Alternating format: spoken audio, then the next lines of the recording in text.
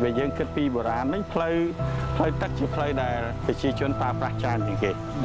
bàช่างเมียนในท่าตามดองทะเลนั่นคือเมียนคุมสกช่าตอนยื่นสัวท่าเธอไม่ยังดังท่าวิจ่าเธอไม่ยานยังดังท่าวิทำไมอาศัยแต่เลือพอต่างดันซาล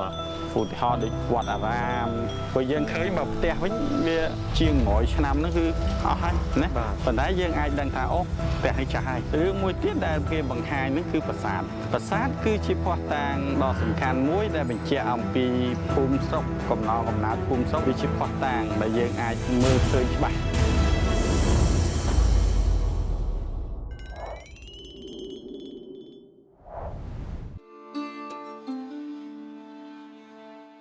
จุดเรียบซัวบางบอลตั้งเอาคณีสวากรมการการวิธีเตสจอบสาบชอบตึกใดบ้านโดยจะบางบอลบ้านตุสนาพันตีมันจังคือยังกับปงแต่ในค่ายกับปงจามเย่บ้าน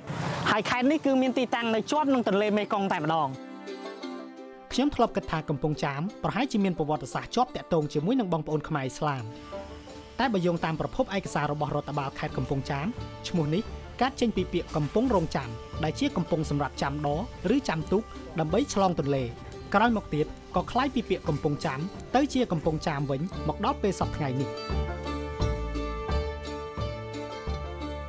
សប្តាហ៍នេះយើងនឹងនាំអារម្មណ៍អ្នកទាំងអស់គ្នាមកសិក្សាស្វែងយល់អំពីប្រវត្តិនៃការកកើតទឹកដីមួយនេះជាមួយនឹងវាគ្មិនមួយរូបដែលលោកមានចំណេះជំនាញផ្នែកបុរាណវិទ្យាហើយលោកក៏ធ្លាប់ចូលរួមជាមួយនឹងយើងក្នុងរដូវកាលមុនផងដែរ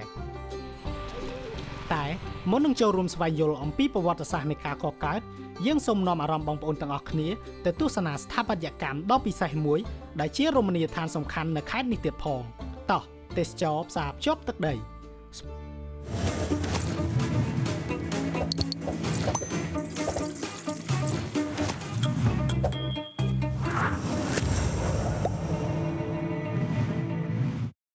បាទប្រិមត្តទាំងអស់គ្នាឥឡូវនេះយើងបានមកដល់រមណីយដ្ឋានធម្មជាតិឆ្នេរខ្សាច់កោះប៉ែនបាទអញ្ចឹងចង់ដឹងថានៅនេះមានទស្សនវិជ្ជាអ្វីខ្លះតោះអញ្ចឹងទៅតាមទស្សនាមួយខ្ញុំទាំងអស់គ្នាអូខេស្អីបងស្បត់មួយម៉ានបងអូម្នាក់2000បងហ៎អូខេឥ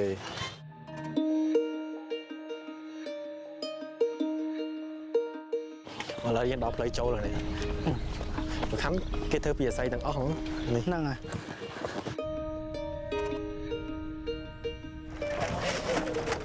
ស្ពានឫស្សីកោះប៉ែនគឺជាស្ពានឫស្សីវែងជាងគេនៅកម្ពុជាដែលមានប្រវែងជាង700ម៉ែត្រនិងកសាងឡើងដោយប្រើប្រាស់ឫស្សីសុទ្ធសាធយកមកតម្បាញប្រដេះចូលគ្នាយ៉ាងញឹកដែលភ្ជាប់ក្រុងកំពង់ចាមឆ្លងទៅកោះប៉ែនដោយឡែកស្ពាននេះគេសាងសង់តែនៅរដូវទឹកស្រកទេលុះដល់រដូវទឹកឡើងវិញគេក៏រុះរើចេញអស់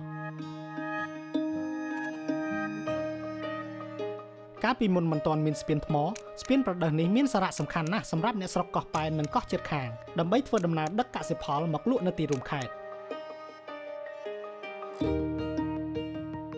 នេះលីធុងបងផុសដែរគាត់បងត្រីវិញបងសុំមើលត្រីទេបងមើលបងបានណានេះជុំមានបកងទៀតយ៉ាធំទៀតបាទទាំងអស់គ្នាបាទធំទៀតនេះធម្មជាតិសត្វសាតហ្នឹងនេះគាត់បងនឹងគាត់បងមិនបានតា3អីទៀតហ្នឹងគ្រប់មកពេលហើយអូអែមនេះអ្នកអត់ជឿតែគេបងបានមែនបងបានបកងចុះឥឡូវយើងបានមកដល់ភូមិសាស្ត្រមួយដែលមានស្ពាន3នៅទីតាំងនេះហើយនៅខាងនោះគេហៅថាស្ពានដែលឆ្លងពីទីរួមខេត្តកំពង់ចាមទៅកោះប៉ែនហ្នឹងហើយនៅខាងនោះគឺជាស្ពានដែលល្បីជាងគេនៅក្នុងខេត្តកំពង់ចាមដែលគេហៅថាស្ពានគិសនាហ្នឹងហើយខ្ញុំធ្លាប់ជិះកាត់ពីលើប៉ុន្តែអត់ដែលបានមើលពីក្រោមទៅហ្នឹងហើយស្អាតមែនទេស្អាតហើយវែងទៀតបាទហើយស្ពានទី3ដែលយើងកំពុងតែឈរនេះគេហៅថាស្ពានប្រដេះប្រដេះអាស័យហើយស្ពាននេះគឺជានៅចន្លោះកណ្ដាលស្ពានទាំងពីរហ្នឹងអូខេស្ដាំមួយឆ្វេងមួយហ្នឹងហើយបាទអញ្ចឹងស្ពាននេះខ្ញុំឮថាពីដើមមកកាលពីមិនទាន់មានស្ពានឆ្លងទៅខាងកោះប៉ែនគឺស្ពាននេះគឺធ្វើចរាចរណ៍ដើម្បីទៅកោះប៉ែនហ្នឹងហើយដោយចរាចរណ៍នៅលើឫស្សីតែម្ដងប៉ុន្តែដោយសារតែឥឡូវស្រុកទេសយើងជឿនលឿនយើងមានស្ពានហ្នឹងយើងជិះកាត់ស្ពានហ្នឹងទៅដល់តែម្ដងហើយស្ពានឫស្សីនេះគឺຕົកសម្រាប់ឲ្យភ្ញៀវទេសចរមកកំសាន្ត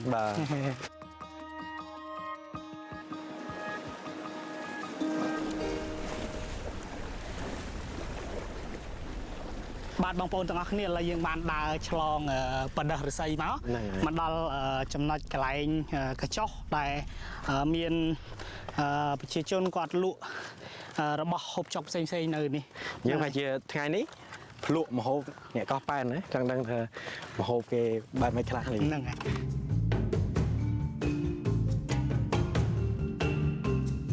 ខ្ញុំជួមមកសំអនហាងខ្ញុំក៏ប៉ែនដួងចិត្តឡាក់ខ្ញុំបាន ប៉ែនដួងចិត្ត បាទ បាទចឹងសប្តាហ៍ថ្ងៃនេះតើមានភ្ញៀវទេសចរគាត់ជើញមកកន្លែងច្រើននេះ មានច្រើនណាស់ច្រើន ពីច្រើនអ្នកនៅក្នុងក្រុងយើង ពីច្រើនអ្នកនៅទៅមកពីខេត្តគេផ្សេងក៏មកដែរបងពីច្រើនបងឯសាអាទិត្យបាននៅច្រើនបងថ្ងៃគាត់សម្រាប់ការងារចឹងគាត់មកហូបគាត់មកហាយទឹកហាយលេង បាទគូនមកហាយទឹកលេងអញ្ចឹងទៅ បាទ ចុះបងចង់ឲ្យបងបញ្ជាក់បន្តិចថាឈ្មោះស្ពានហ្នឹងឈ្មោះអីឲ្យត្រូវតែម្ដងបង និយាយទៅតាមអ្នកភូមិហៅតាមអ្នកនេះគាត់ថាគេហៅស្ពានឫស្សីហើយក៏ហៅបណ្ដាខ្ញុំមកទៅច្បាស់ដែរមកលឺតាមគាត់មកថាដែរអញ្ចឹង បាទ អញ្ចឹងខ្ញុំក៏តាម ខ្ញុំឆ្ងល់ដែរខ្ញុំធ្លាប់តែលឺស្ពានឫស្សីឬក៏អីតែនៅពេលដែលមង្គលគាត់ធ្លាប់បានមកគាត់តែងលឺបងប្អូននៅនេះគាត់ហៅបណ្ដោះឫស្សីអញ្ចឹងបានន័យថាបណ្ដោះហ្នឹងវាស្ពានហ្នឹងបាទយើងអត់ដឹងដែរ ចុះពេលដែលទឹកឡើងបងរើកញ្ចុះនេះទៅណាដែរបង ហើយឡើងទៅលើបងឡើងទៅយើងដាក់កន្លែងងាយខ្លួនទៅទៅមានកន្លែងមានដីយើងដាក់ទៅយើងដាក់យើងហូរវាខ្លះខ្លះបង បាទអញ្ចឹងដល់ពេលទឹកស្រកយើងរើចុះមកក្រោមវិញ រៀបចំចុះមកវិញ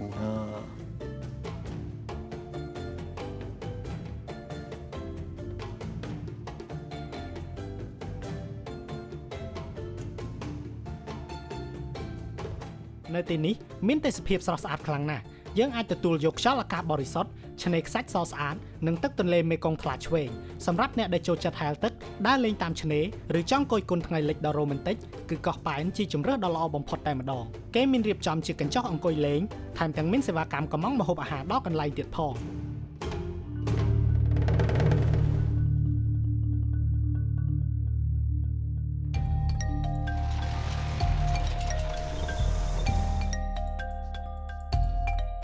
ខាងក្រោយខ្នងខ្ញុំនេះគឺមានប្រាសាទមួយដែលនៅក្នុងទីរួមខេត្តតែម្ដងបាទថ្ងៃនេះគឺយើងមិនខុសពីសប្តាហ៍មុនទេគឺកម្មវិធីទេសចរផ្សារភ្ជាប់ទឹកដីរបស់យើងគឺតែងតែមានភ្ញៀវកិត្តិយសដ៏ពិសេស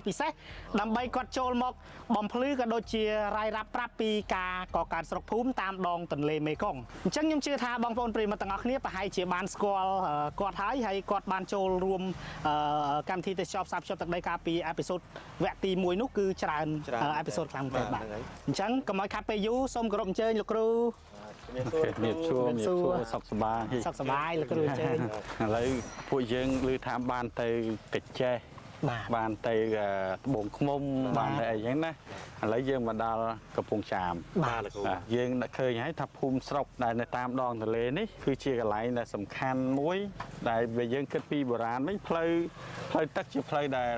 ប្រជាជនប្រើប្រាស់ច្រើនជាងគេបាទអញ្ចឹងមានន័យថាតាមដងទន្លេហ្នឹងគឺមានភូមិស្រុកចាស់ប៉ុន្តែយើងសួរថាធ្វើម៉េចយើងដឹងថាវាចាស់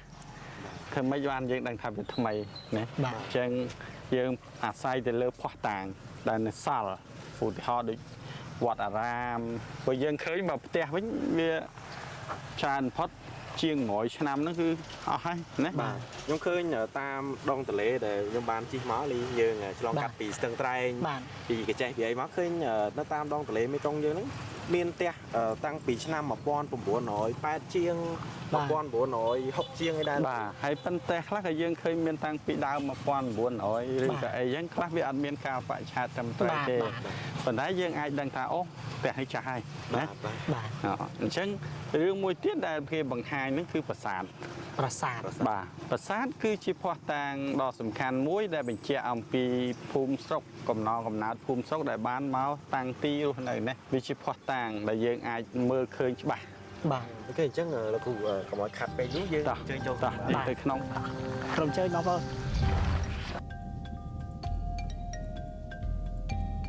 ប្រាសាទនេះសង់ពីថ្មភក់លាយថ្មបាយក្រៀមមានកំពែង4ជាន់ព័ទ្ធជុំវិញនិងបារាយណ៍ទឹកដ៏ធំមួយខាងកើតប្រាសាទ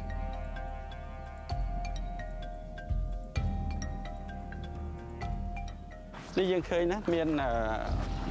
ให้ทางกษันปอดจุงវិញប្រាសាទនេះណា សិន ហ្នឹងហើយនេះគឺយើងចូលមកកុបរៈទី2ណាចូលទៅក្នុងតំបន់ប្រាសាទ កុបរៈទី ប៉ុន្តែបើយើងមើលនៅក្នុងកុបរៈទី1នេះយើងឃើញមានវត្តមានស្អីៗនៅជុំវិញហ្នឹងណាអ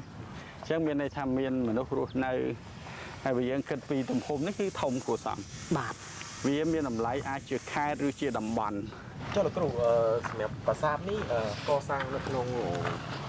ឆ្នាំណាដែរឬក៏អីដែរ ប្រាសាទនេះគេគិតនៅក្នុងរាជប្របាទជ័យវរ្ម័នទី7ណាយើងឃើញអ្នកសិក្សាគេអាចវិភាគនិងអាចស្វែងយល់បានតាមរយៈរចនាបថ រចនាបថ បាទរចនាបថរបស់វាណា បាទចុះពាក់ព័ន្ធនឹងរចនាបថយើងធ្វើម៉េចទៅអាចយើងមើលដឹងថាតើរចនាបថហ្នឹងស្ថិតនៅក្នុងសម័យកាលអង្គរឬក៏សម័យរចនាបថបាយ័នអីចឹង បាទវាមានលក្ខណៈសម្គាល់របស់គេសម្គាល់តាមរយៈផ្ដែគ្រឿងបង្គំថាបត្យកម្មអីមួយចំនួនហ្នឹងតាមរយៈសសរពេជ្រហើយផ្ដែទាំងអស់ហ្នឹងគឺវាមានលក្ខណៈខុសៗគ្នាគឺមានការប្រែប្រួលពីមួយទៅមួយដែលអ្នកសិក្សាសាជាបារាំងអីហ្នឹងគេបានរៀបចំផ្ដែទាំងអស់ហ្នឹងឲ្យទៅជារចនាបថអញ្ចឹងអាបង្គំថាបត្យកម្មគឺវាមានលក្ខណៈប្រហាក់ប្រហែលគ្នាអញ្ចឹងយើងទៅទៀតយើងគេសិក្សាទៅគេអាចដឹងគេប្រៀបធៀបស្នាដៃសិល្បៈប្រៀបធៀបអីទៅគេអាចដឹងថាអូនេះគួរនៅក្នុងរាជនេះ បាទ ណា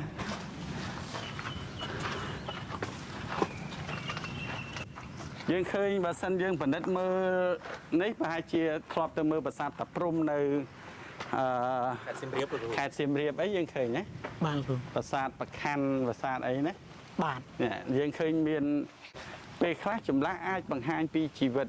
គេចង់និយាយថាភ័ស្តុតាងនោះគេបញ្ជាក់ថាមនុស្សចេះចិញ្ចឹមសត្វហេ នេះសេក ណា គ្រូ ជាសេកណាខ្ញុំគិតថាសេក បាទ អញ្ចឹងមានន័យថាសេកក៏ត្រូវបានគេចិញ្ចឹមគេអីគេចេះពាក់ព័ន្ធការកំសាន្តពាក់ព័ន្ធអីចឹងណា បាទ នោះទួងហាញដូចជាមានកាន់កញ្ចក់ណាអានេះដែលយើងបង្ហាញពីសិល្បៈអីផ្សេងហ្នឹងហើយរាជប្របាទជ័យវរ្ម័នទី7គាត់គោរពពុទ្ធសាសនាមហាយានអញ្ចឹងប្រាសាទនេះគឺកសាងឧទ្ទិសពុទ្ធសាសនាមហាយាន បាទ ប៉ុន្តែកន្លែងមួយវាបានប្រែប្រួលព្រះវិហារក្រោយនេះថ្មីណាប៉ុន្តែក្រោយព្រះវិហារនោះមានចេតិយចាស់តាមដឹងចេតិយនៅខាងក្រោយហ្នឹងគឺធ្វើអំឡុងសតវត្សទី16ហើយហ្នឹងគឺមានព្រះមហាក្សត្រក្រោយមកបានមករៀបចំហ្នឹង បាទ ហ្នឹងហើយដូចជាមានសិលាចារឹកមួយតាមនេះ អូនៅក្នុងនេះមានសិលាចារឹកដែរ បាទពីមុនប្រាសាទក្រោយមកកែទៅជាចេតិយបាទដូចជាមានសរសេរឯនៅទៅនេះ សិលាចារឹកនេះប្លែកណាស់ សសម័យកណ្ដាលហ្នឹង រាជរដ្ឋគេសរសេរពីអីដែរ ស្រីសុគន្ធបត្តិ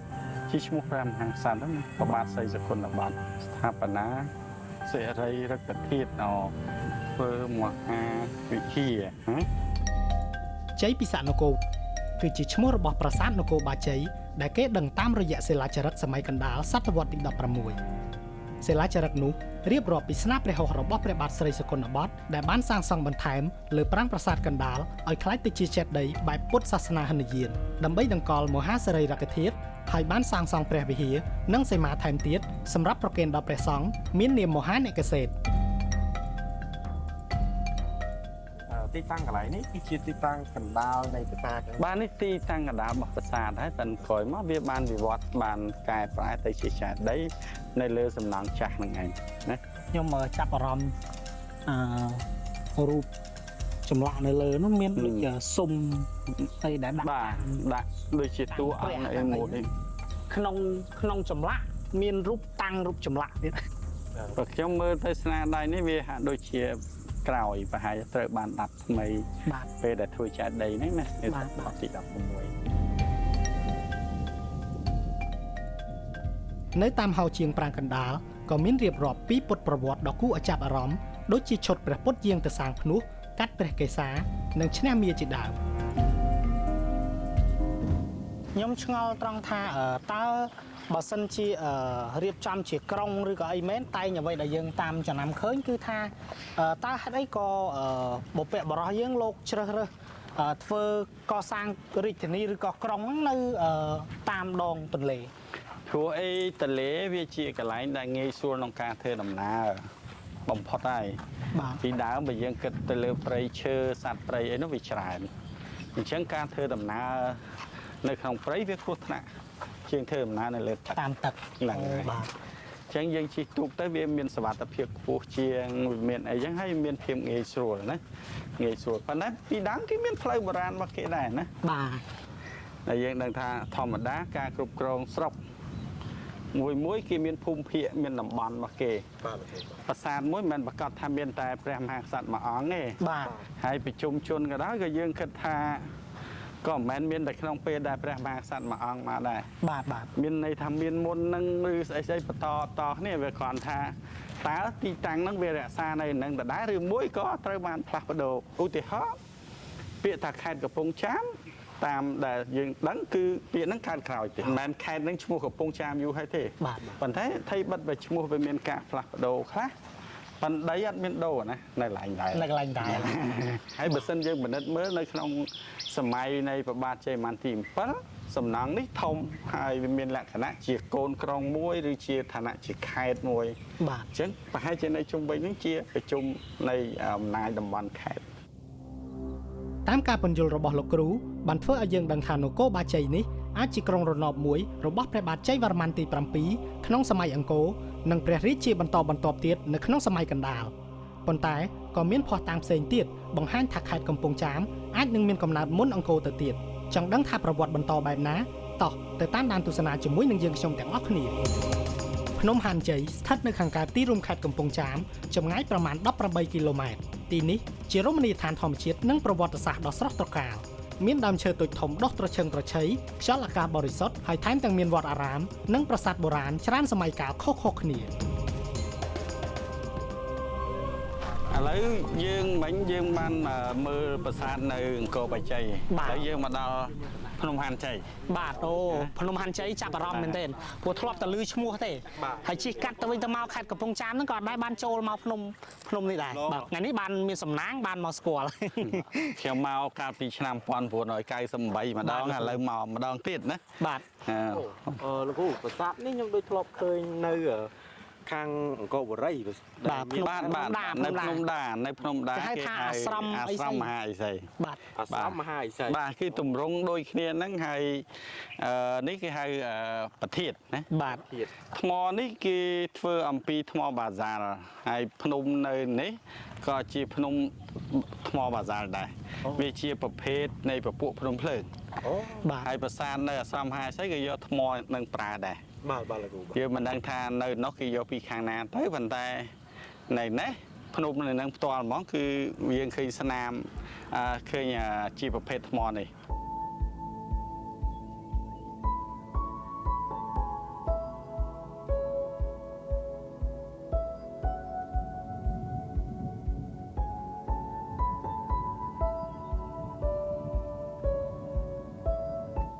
ចំណុចដែលឆ្ងល់ជាងគេគល់អញមានឆ្ងល់គល់មើលអត់ឃើញទេខ្ញុំនេះមុខមនុស្ស1 2 3 4ប្រ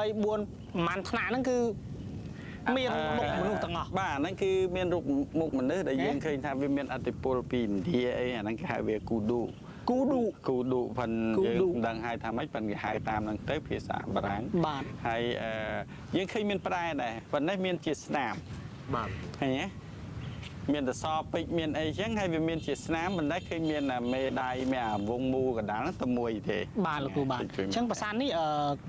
តាំងពីសតវត្សទីប៉ុន្មានដែរលោកគ្រូ វាអាចស្ថិតនៅក្នុងអំឡុងសតវត្សទី6ទី7បាទនេះគឺគេឲ្យទៅក្នុងអំឡុងពេលទេ បាទ ការដែលឲ្យអាយុច្បាស់លាស់ហ្នឹងលុះត្រាតែវាមានការបរិច្ឆេទតាមរយៈសិលាចារឹកអីណា បាទបាទ បាទនឹងគេប្រៀបធៀបតាមរយៈសិល្បៈទៅវាគួរស្ថិតនៅសតវត្សទី6ទី7ណា បាទបាទ ហ្នឹងហើយឥឡូវតើយើងទៅមើលប្រាសាទលើមួយចំនួនទៀតណា បាទ ហើយ អញ្ចឹងតោះលោកគ្រូភ្នំហាន់ជ័យក៏ជាកន្លែងសក្ការៈដ៏សំខាន់សម្រាប់ពុទ្ធសាសនិកមកធ្វើបុណ្យឲ្យទាននិងបូជាផ្សេងៗតាមប្រពៃណីជាពិសេសនៅថ្ងៃបុណ្យទានធំៗអ្វីដែលពិសេសជាងនេះទៅទៀតពីលើភ្នំយើងអាចមើលឃើញទិដ្ឋភាពដ៏អស្ចារ្យនៃទន្លេមេគង្គនិងភូមិឋានរបស់ប្រជាជនដែលរស់នៅលើកោះទូចធំក្បែរនោះបានយ៉ាងច្បាស់ពិតជាកន្លែងដែលគួរឲ្យចង់មកសម្រាកលំហែកាយនិងស្វែងយល់អំពីប្រវត្តិសាស្ត្រណាស់ អ ខ្ញុំធ្លាប់មកដល់ដូចជាឆ្នាំ99 98 99ហ្នឹង បាទ ទំហំមកដល់នេះយូរ ធ្វើដំណើរកាលនោះលោកគ្រូធ្វើដំណើរមកតាមទឹកឬក៏មិន មកតាមម៉ូតូជិះម៉ូតូផ្លូវមិញហ្នឹងគាត់ថាផ្លូវដី អូ ឥឡូវយើងមកដល់ភ្នំហាន់ជ័យ បាទ ណាហើយនេះយើងឃើញមាន គ្រឹះប្រាសាទលោកគ្រូ បាទអានេះគឺតម្រង់ប្រាសាទហើយប៉ិនគេហៅដងព្រេងបុរាណណា នេះ បាទគេហៅទម្លាក់ដងផុសនៅកណ្ដាលទន្លេហ៎ប៉ិនវាជាទ្រង់ទ្រាយមែនតើគឺជាប្រាសាទណាបែរមុខទៅទិសខាងកើតណាយើងឃើញណាសំណង់ចាស់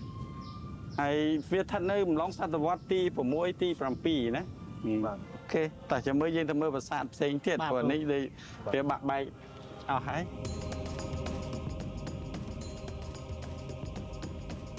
ឥឡូវយើងមើលអាមួយនេះមិនដែរ មួយនេះគឺប្លែកមែនលោកគ្រូនៅពេលដែលខ្ញុំដើរមកដល់ដំបងគឺខ្ញុំចាប់អារម្មណ៍ជាងគេគឺមើលថ្មនេះទេអត់បានមើលប្រាសាទនោះទេដោយសារតែខ្ញុំគិតថាមើលទៅហាក់បីដូចជាស៊ីម៉ង់បាទ ស៊ីម៉ងណាតាមពិតណា មើលទៅដូចមែនទេ បាទស៊ីម៉ង ខាងក្នុងនោះហើយសម្រាប់ខ្ញុំផ្ទាល់ក៏អត់ដែរសូវឃើញប្រាសាទកម្រងបែបហ្នឹងដែរ បាទវាប្រាសាទនេះយើងមានឃើញនៅសបោភ័យគុកមួយ បាទ គេហៅប្រាសាទក្រែដែរប្រាសាទហ្នឹងហើយប៉ុន្តែយើងដូចជាប្រាសាទគុកខាងជើង បាទ ជាប្រាសាទបភ្នំហាន់ជ័យដូចគ្នាហើយប្រាសាទយើងក៏ឃើញមានផ្តែរមានសសរពេជ្រមានអីចឹងផ្តែរហ្នឹងរូបព្រះវិស្ណុផ្ទុំណា បាទ អញ្ចឹងមានន័យថាខាងក្នុងហ្នឹងអាចប្រហែលជាតម្កល់រូបព្រះវិស្ណុឬអីចឹងណា បាទ ហ្នឹងហើយ បាទ ហើយផ្សារនេះក៏ស្ថិតនៅក្នុងអំឡុងសតវត្សទី7ទីអី បាទបាទ ហ្នឹងតោះយើងទៅមើលប្រាសាទមួយទៀតចា បាទគ្រូ ហ្នឹងហើយឥឡូវយើងដូចយើងឃើញអញ្ចឹងមិញហើយបើសិនជាមកឃើញនេះយើងថាអូអានេះប្រាសាទមិញយើងអត់ចាប់អារម្មណ៍ហ្នឹង បាទ វាទៅដូចស៊ីម៉ង បាទ ប៉ុន្តែអីដែលគួរចាប់អារម្មណ៍យើងឃើញមានកបោបែកអស់ បាទដែលជាក្បាច់ហ្នឹងណា ហ្នឹងហើយគេឆ្លាក់ក្បាច់ផ្តែរហើយនៅសសរពេជ្រហ្នឹងឃើញយើងមានក្បាច់លំអមានស្អីហ្នឹង បាទ យើងឃើញមានទោះបីវាស្ថិតនៅកបោបែកអស់ក៏យើងអាចមើលឃើញទ្រង់ទ្រាយនេះផ្តែរនេះគឺស្ថិតនៅក្នុងរចនាបថសម្បូរភ័យគុក បាទ បាទអញ្ចឹង បបព្រឹក មានន័យថាទីតាំងនេះជាទីតាំងមួយដែលវាមានទំនាក់ទំនងជាមួយនឹងខាងសម្បូរភ័យគុកខេត្តពងធំដែលជាទីក្រុងអ៊ីសនបុរៈ អូ នៅសម្បូរភ័យគុកអញ្ចឹងវាជាបំណែកជាតំបន់ពាក់ព័ន្ធនឹងការគ្រប់គ្រងអញ្ចឹងមានន័យថានៅពេលហ្នឹងគឺតំបន់នេះក៏ត្រូវបានគេគ្រប់គ្រងឲ្យដូចគ្នា បាទ ណាបើយើងពិនិត្យមើលអាប្រាសាទមួយនៅខាងនោះវាមានទម្រង់ដូចប្រាសាទក្រែនៅសម្បូរភ័យគុក បាទ អាប្រាសាទគុកខាងជើងហើយនឹងមានប្រាសាទមួយនៅខាងក្រោមនោះគឺមានទម្រង់ដូចអាស្រមមហាអិសិចនៅតាកែវ បាទ អញ្ចឹងកន្លែងនេះវាសិនតែយើងមើលទៅអាយុវាប្រហែលគ្នាមានន័យថាសំណង់នេះវាជាប្រជុំជនមួយសំខាន់ដែរណាហើយយើងឃើញជាប់មេគង្គផ្លូវទឹកនៅទៅមកអញ្ចឹងយើងឃើញថាតើវាមានតំណែងអំណងគ្នាវាមិន បាទលោកគ្រូតាមពិតទៅនៅតាមដងទន្លេមេគង្គនេះគឺការរស់នៅភូមិស្រុករបស់ប្រជាជនហ្នឹងគឺមានតាំងពីយូរណាស់មកហើយ បាទវាត្រឹមត្រូវហើយឧទាហរណ៍ដូចថ្ងៃនេះយើងមើលប្រាសាទនៅលើនេះ 2 3 មិនត្រឹមតែការពីប្រាសាទទេមកដល់ឥឡូវយើងឃើញដូចចែកដីនេះចឹង បាទ ណាចែកដីនេះចាស់អាច100ឆ្នាំឬអីចឹងទៅឃើញពុកចេញជាស្នាមអីប្លែកនោះចែកដីថ្មីណាវត្តប្រសង់អីទាំងអស់ហ្នឹងគឺបញ្ជាក់ពីវត្តមាននៃការប្រែប្រួលរបស់ជីវិតប្រជាជននៅតាមដងទន្លេអញ្ចឹងដូចយើងឃើញហ្នឹងព្រឹកមិញយើងទៅកាន់ប្រាសាទនៅទីរួមខេត្តប៉ុន្តែបើសិនយើងគិតពីពេលវេលានគរបច្ច័យជាមួយនេះគឺខុសគ្នាឆ្ងាយនេះតាំងពីឆ្នាំ500ជាងឆ្នាំ600ជាងនោះឆ្នាំ1100ជាងខុសគ្នា500ឆ្នាំ 500ឆ្នាំ បាទប៉ុន្តែវាបង្ហាញពីការប្រែប្រួលនៃប្រជាជនតាមរយៈភ័ស្តុតាងទាំងអស់ហ្នឹងឯងយើងឃើញថាវត្តមាននេះគឺសំខាន់ពីប្រជាជនដែលរស់នៅតាមដងទន្លេនេះគឺសម្បូរមុតគេណា បាទអញ្ចឹងឆ្លៀតឱកាសនៅពេលនេះគឺកម្មវិធីទេសចរផ្សារភ្ជាប់ទឹកដីរបស់ពួកយើងក៏បានមកដល់ទីបញ្ចប់ដែរបាទអញ្ចឹងអរគុណបងប្អូនទាំងអស់គ្នាខ្លាំងមែនទែនសម្រាប់ការទស្សនាវីដេអូមួយនេះតាំងពីដើមរហូតមកដល់ចប់អញ្ចឹងពួកយើងនឹងជួបគ្នាទៀតនៅសប្តាហ៍ក្រោយជម្រាបលា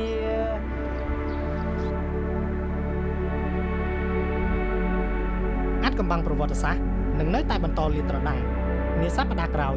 យើងនឹងបន្តដំណើរស្វែងយល់ពីការកកើតរាជធានីខ្មែរមួយនាក្រោយសម័យអង្គរសូមកុំភ្លេចរងចាំតាមដានទស្សនាវគ្គបន្តជាមួយនឹងយើងខ្ញុំទាំងអស់គ្នាទេសចរផ្សារភ្ជាប់ទឹកដី